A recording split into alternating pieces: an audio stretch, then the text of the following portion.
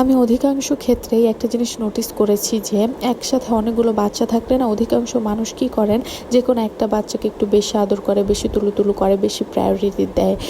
এখন যে কোনো একটা বাচ্চার প্রতি আপনাদের সফট কর্নার উইকনেস থাকতেই পারে, এটা স্বাভাবিক। কিন্তু যখন সে বাচ্চাটা আলাদা থাকে বা একা আপনার কাছে থাকে তখন তাকে বেশি করে আদর করেন বা প্রায়োরিটি দেন। কিন্তু যখন একসাথে অনেক বাচ্চা থাকে আর আপনারা এই কাজগুলো করেন তখন আশেপাশের বাচ্চাদের সেই জিনিসটা কষ্ট দিতে পারে বা সেই বাচ্চাগুলোর মন খারাপ হতে পারে।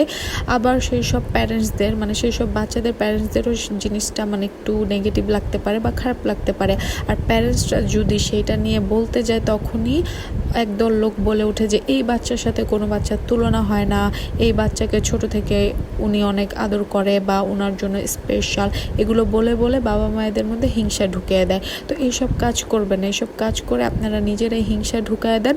দিন শেষে যদি প্যারেন্টসরা কিছু বলতে চায় বা বাচ্চারা কিছু বলতে চায় দেন কি বলেন জানেন, ওর মধ্যে হিংসা কাজ করে, ও হিংসুটে। কিন্তু আসলে যে হিংসাগুলো আপনারা ডাইরেক্ট ভিতরে ঢুকিয়ে দিতেছেন এটা আপনারা ফিল করেন না। সো নেক্সট টাইম এইসব কাজ করা থেকে বিরত থাকবেন, এরকম হিংসা বিদ্বেষ বাচ্চাদের মধ্যে পার্থক্য করা থেকে বিরত থাকবেন। ধন্যবাদ।